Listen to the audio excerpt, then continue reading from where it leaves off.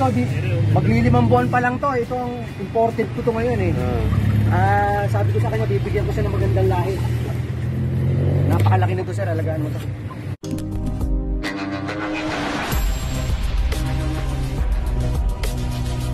Isang magandang mapagpalang araw mga ka-farmers. So ayan, bumili tayo ng RIR o Rhode Island Red kay Karini. Shoutout kay Karini. And bumili tayo ng 10 ready to lay o yung RTL na manok. Ayan, dalawang tandang. Ayan, yung binigay sa atin. So, magpaparami tayo nito and mag-breed tayo ng RIR. Actually, meron na tayong RIR dati, but hindi pa tayo handa nun. And nasa cage lang sila. Ayun, nagkaroon tayo ng mortality. So, halos lahat sila namatay. Ilan lang yung natira. And ngayon nga na meron na tayong bagong kulungan, bumili tayo ng dalawang tandang. Mahogany red na tandang natin. And maganda siya. So, yung gagawin nating pang-breed sa ating manok na RIR.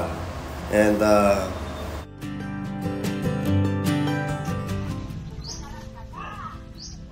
so ito sila. And yan yung ilalagay natin doon sa ating bagong gawang kulungan. So balak natin na sila muna yung ilalagay natin doon, and ilalabas natin yung mga native na manok. May kulungan naman sa gilid na ginawa. So ito nga, at nangingitlog na yung mga manok na, yung ibang manok na RIR na babae, nangingitlog na siya. And dadalhin din yan ni Karini sa atin. And i-incubate na natin yan. So sa totoo lang mga ka-farmers, hindi pa natin nasi-set up yung ating wind turbine or solar panel. Kaya makikiusap muna tayo sa hipag ng ating tagabantay dyan sa farm. Magbabayad na lang muna tayo ng electricity para dun sa bibili nating incubator. Ayan. So yung incubator kasi natin na malaki naiwan natin dun sa bahay natin dati dito sa Dubai, and hindi natin na ipapackage sa Pilipinas. So nawala na yun, hindi ko na alam kung saan napunta. And ngayon bumili nga tayo ng incubator pang 56 eggs, and makikita nyo mamaya yun dito sa video. Ayan, panoorin muna natin yung pagtanggap anong ating bantay sa farm nung package or nung manok na 10 inahin or RTL and dalawang rooster o tandang na RIR. Lalaki nito. Lalaki na binigay ko kay sir. May talatang nito. May tugtong malaki na to.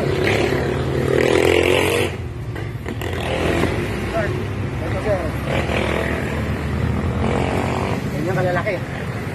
Pinili ko na yung malaki si sir para ano. Ito, maglilimang buwan pa lang to. Ito ang imported ko to ngayon eh. Sabi ko sa kanya, bibigyan ko siya ng magandang lahi. Napakalaki nito sir, alagaan mo to.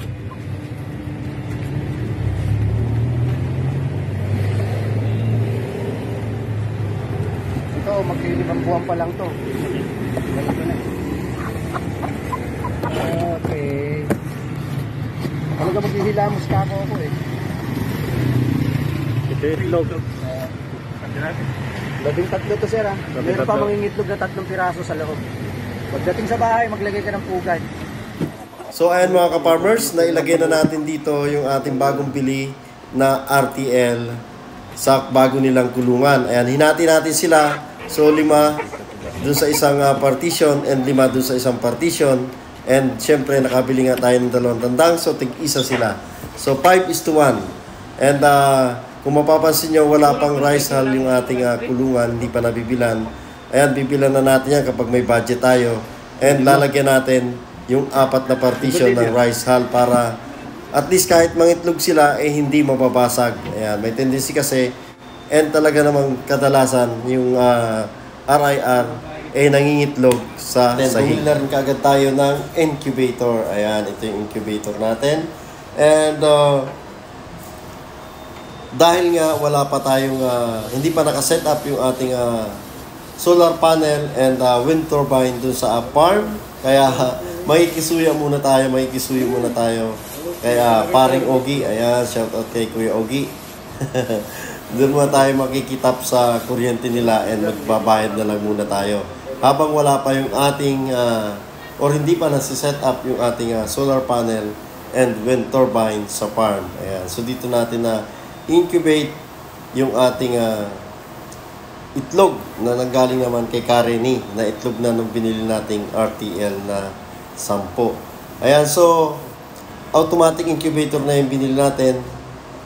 12 volts and 220 volts. Ayan, pwede siya sa 12 volts, pwede sa 220 volts.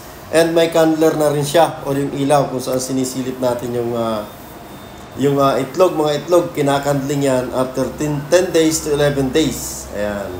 And in 20 to 21 days, o 22 days, mag-hatch na sila, or pipisa na sila and magiging sisiw. Ayan. Huwag natin kalimutan na i-candling sila in 10 to 11 days para malaman natin kung magiging sisiw ba sila o hindi, and maalis na natin yung ibang itlog na hindi magiging sisiw. Makikita naman natin dyan kapag sinilip natin doon sa ating candler light, yung mga ugat-ugat. Yan, may makikita tayo doon ugat o yung namumuong kulay pula. So ibig sabihin nun, magiging sisiw siya. And in 21 to 22 days, meron na tayong sisiw. Ayan, so sabi ko nga dito sa nagbabantay sa farm, tuwing mangingitlog, after 7 days, after mangitlog, ilagay niya dun sa incubator. Okay lang, tandaan lang, lagyan lang ng pentel pen, ayan, kung anong date inilagay, para alam kung kailan ikakandling and alam kung kailan pipisa. Ayan, so para tuloy-tuloy yung ating pagbibreed ng Rhode Island Red. Ayan, yun ang kaya binili kaagad natin itong ating incubator. Kahit 56 eggs pa lang yung pwede nating ilagay. Ayan, saka na tayo magdagdag ng incubator kapag mas marami na yung nangingitlog and hindi na ma-accommodate ng ating incubator yung itlog. Ayan. And abangan nyo yung next video natin dito sa magiging sisiw o yung pag-hatch ng ating in-incubate na itlog. Ayan. So magdadagdag din tayo sa kulungan ng ilaw niyan, kasi kapag nag-hatch yan, kailangan lagyan natin sila ng ilaw para magsisilbing init ng mga sisiw natin. Ayan. So ito na siya, and abangan natin in 20 days meron na siyang mag-hatch na siya sa 21 to 22 days. And shout out pala ulit kay Kareni. And ito na, sineset up na ng ating kapatid sa 37.5, pwede na yan, 37.5 Celsius or 98.6 degree yan kapag 37 Celsius. Ayan, 98.6 degree Fahrenheit.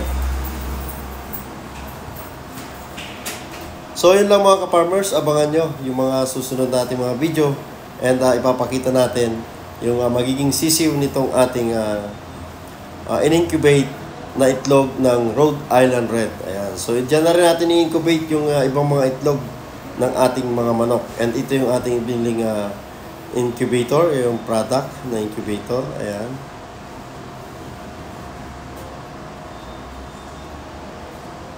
So yun lang, and don't forget to like, share, subscribe sa ating channel. Thank you so much and God bless.